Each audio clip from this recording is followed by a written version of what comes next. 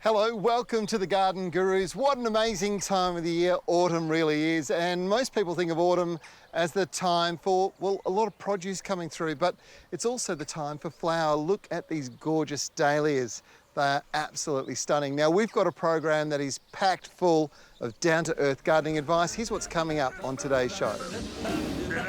This week on the Garden Gurus, we all know that plants rock, and Sue McDougal's back this week with the science to prove it. Nige heads out west with rooftop garden construction that will astound you. And I have a new mower technology that's reducing my carbon footprint.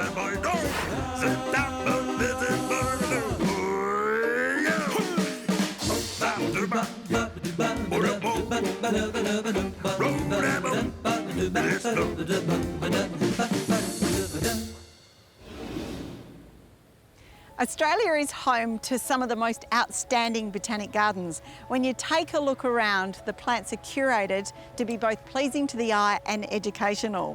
What many of us don't realise when we visit a botanic garden is the important role it plays in scientific study of plants, whether it's physiology, the important relationship when it comes to climate, and also what plants will grow really well in ex situ conservation. Next time you visit a botanic garden, take a moment to think about the research behind the display beds. Wolf has dedicated his life to celebrating the diversity of WA ecosystems and has spent years researching plants that rock at Kings Park Science. Wolf, I love the concept of plants that rock. Tell us about them. Well, Sue, we live in an incredible state. There's so much biodiversity here, and our plants have adapted to quite a range of different ecosystems and environments. Not only nutrient-impoverished soils, but quite a number of fascinating, inhospitable ecosystems. And these guys, they literally grow out of rock. They have some really incredible strategies to grow in very shallow soils.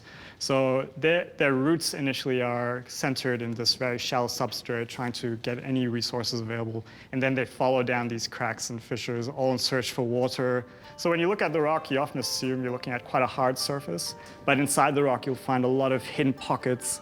And it's these pockets that contain soil and substrates that are life-sustaining. What opportunities do we have for our own gardens, Wolf? There are quite a few opportunities here. So purely from a more aesthetic opportunity, we could actually plant these guys in very shallow baskets. Alternatively, our gardens are novel ecosystems, if you think about it in that case. They're highly modified, and these guys being incredibly adapted to very harsh environments, they could potentially be an alternative solution for those water-wise gardens that we're looking at. We can learn so much from these plants and our native species in general. Our native species are incredibly adapted to very harsh environments. So just thinking about those future gardens where we're dealing with a number of limitations, water, also nutrients, our native plants could be a solution for these landscapes. You spent many years with these plants. Scientists shouldn't have favourites, but do you? I absolutely do. So I've got two examples here. I've got this Tetratheca arabescens. It's one of the threatened species out in the Goldfields. It's got these beautiful purple flowers, as you see. There's some variation as well, so you can also get some white flowers. And then right next to you, we've got a Tetratheca harperi, and it's got these really cool, gnarly leaf hairs that grow up the phyllodes stem that make it really interesting to look at. We've still got so much to learn when it comes to horticultural research and scientific understanding of our plants. I'd say it's still at embryo stage. There are over 3,000 botanic gardens across the world, and they represent 30% of the world's plant diversity. But they only represent less than 50% of the plant's threatened species. So I'm so excited to see projects such as Wolfgang's and how they can contribute to conservation and our environment. To celebrate 20 years of the Garden Gurus, we're looking back on some of our favourite moments. Well, I suppose what got me into gardening was my grandparents, because my grandfather on my dad's side was a keen vegetable grower in the suburbs, and my grandfather on my mum's side was a dairy farmer. So I spent a lot of time either on the farm or in the backyard veggie garden, and at some point I caught the bug.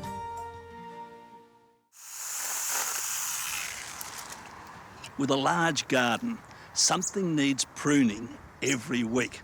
And rather than send it out to the verge pickup, which means it'll end up in landfill, I like to compost it down so that I can return all those goodies to my garden.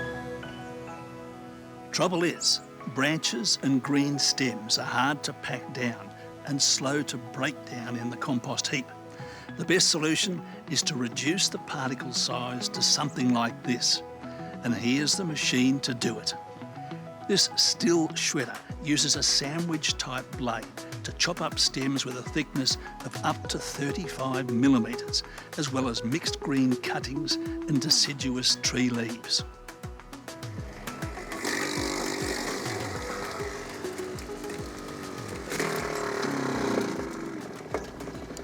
So, how does it work?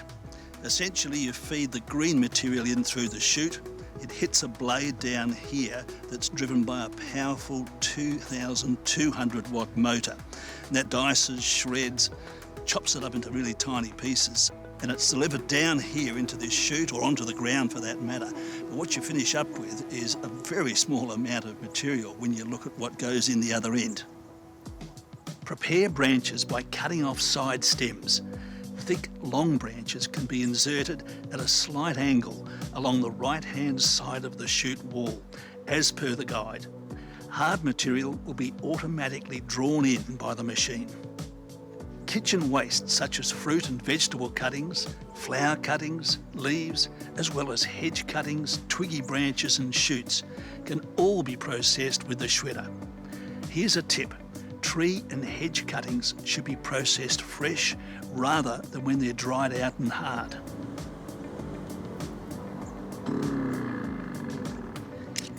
This little touchpad here is very sensitive, particularly good when you need to turn the machine off. Now, every effort's been made to reduce noise, so there's a soundproof chute as well as this cutting chamber. Now, when you're using machinery like this, personal safety is absolutely paramount. Therefore, you need all the protective gear you can get. In addition, the electromagnetic safety lock prevents the garden shredder from starting automatically during maintenance operations or when the blade is being changed. Still shredders and all the safety gear we've used today are available only from Still dealers, which you can find throughout the country. Winter is just around the corner and there are signs everywhere in the garden. Trees are going dormant, so their leaves are falling, and there are early signs of beautiful winter blooms such as this camellia here. But there are a number of jobs that we can still get done in the garden, so I've got the perfect checklist. First on the list is to actually take a walk around the garden and look for plants that might be overcrowding an area, or some that might not have survived the summer season or are not enjoying the area where they're growing. But also keep a lookout for plants that can be dug up for division, because end of autumn going into winter is the perfect time to do this. One of the first things I'm choosing to dig up for this season are my tender perennials, so things like dahlias. And the reason for digging these up is because we get really cold weather here and negative temperatures. So if I left that in the garden, it is at a high chance of rotting. So by digging that up and storing it, we're not only protecting it, but the roots on these can actually be divided so we can get brand new plants that we can plant out in the spring. When storing tubers like these, a simple plant tray with either newspaper, cardboard, or even wood chips covering them will block out the light and help them to store for longer. Just make sure to keep them in a dark, dry spot. If you have a plant that needs to be dug up and moved, it's usually an easy process. This is a hydrangea which isn't too happy in this spot, and I've found another area where I think it will do a lot better. When digging up your plants to move them around the garden, make sure you get as much of that root ball as possible. It's really important. And you can choose to give your plants a slight trim on their foliage, but this plant doesn't actually need it right now. And what those things do is it helps to reduce any transportation shock when you are shifting them. But now that this one is planted, all that's left to do is to give it a really good drink. Adding compost to garden beds is a treat for the garden because over winter it will break down into the soil, replenishing and conditioning it over time. And this is a job that can be done throughout the year, mainly in spring, autumn and winter, as it is always a good idea to look after the soil that has become depleted, especially in areas where there is high fertiliser usage, like our vegetable gardens and flower gardens. The last few things on the checklist are to mulch winter flowering plants, that way they'll have a really good blooming period, but also don't forget a layer of mulch around the base of your plants. This way it will lock in any warmth in that soil and keep the roots healthy over the season. Favourite thing about being a Garden Gurus presenter would be the fun that I have with the crew, coming up with the humorous angles, things like the Jack Russell line in a story we did, and the places we go to and the people we meet. Check for any stones or other dangerous objects that could take off at speed if hit. That includes dog poo. Yep, Jack Russell. Innovation is a wonderful thing, and technology has changed everything. The introduction of things like electric cars and battery-powered garden equipment really is doing some wonderful things for both the environment because of, well, the reducing of fossil fuels, but also the environment we live in because noise pollution is not such a big issue anymore. Now, it's all good and fine when it comes to those things, but there hasn't been any options for people who've got bigger blocks and have ride-on mowers. That was until Cub Cadet released these two sensational mowers. This is the CC30E and the LT42E, and they've changed everything. Larger blocks are more often set in tree change areas, and the idea that you retreated to the country for some peace only to have to kick up a racket mowing the lawns is a bit of a shame. But these electric mowers are amazing. They have all the manoeuvrability of the old models. They're easy to operate and they use the same chassis. And the new 42-inch is unique in the marketplace at a full-size model. Hear that? No, nor can I. And that's because it's so quiet. The only noise you'll hear is the blades spinning. There's no oil, no fuel, very low maintenance. It's brilliant. And it's not like you're missing out on anything. They're as powerful as the motorised models of the past. They have the premium quality build, a 6-year warranty, and are both compatible with the same mulch kits and catcher kits as the 30-inch and 42-inch petrol models. And you don't need those earmuffs anymore. Sweet. If there was one complaint about battery-operated equipment in the past, it's that the batteries didn't always last that long. But that's all changed with this new technology. In fact, these mowers can mow up to 2 acres. That's like 8,093.47 square metres. That is a lot of lawn to be mowed. It does it fast, and having a beautiful lawn has never been easier. Your neighbours will love that you're not kicking up a racket on a Sunday morning and you're doing the environment a huge favour at the same time. There are so many reasons to check these premium choice ride-on mowers out for yourself, and the place to do it? It's at your local Cub Cadet dealer, where you can book in and take one for a test drive for yourself. Now, they're located all over Australia, and the best way to find them is to simply visit this website. Did I mention mowing lawns has never been more fun? Each year I love adding new bulbs to the garden, but this season I've picked out some calla lilies, mainly because of their tropical coloured flowers in the summer months, and they make for great cut flowers. But because these are dormant at the moment, now is the perfect time to be planting them, but there are a few things to keep in mind to keep them thriving throughout the year. Firstly, calla lilies like a nice sunny position. Having a nice warm spot will result in happier plants, but it also means better and stronger flowers. They also like a moist but not saturated soil in the summer, but throughout their dormancy in winter, you can allow the soil to become quite dry. This way, the bulbs won't rot. Otherwise, if the soil is saturated for most of the year, calla lilies make for great pot plants too. Each year, calla lilies will multiply, so this means you can divide them up and intersperse them throughout your garden for even more colour. And overall, they're not that hungry, so you only need to give them a feed really in the spring and summer with an organic fertiliser, and that will keep them thriving. Walking around many modern cities, you can't help notice the increasing trend of green spaces, parks, recreation areas, tree-lined walks, and just more trees being planted. And this is just so good for the environment and our health. And I tell you what, they're right onto it here in Perth. Aside from enjoying a couple of days in Perth, I'm meeting up with a man who's not only passionate about green spaces, but is also an expert in creating some of Perth's finest. Julian Rose from Deep Green Landscaping.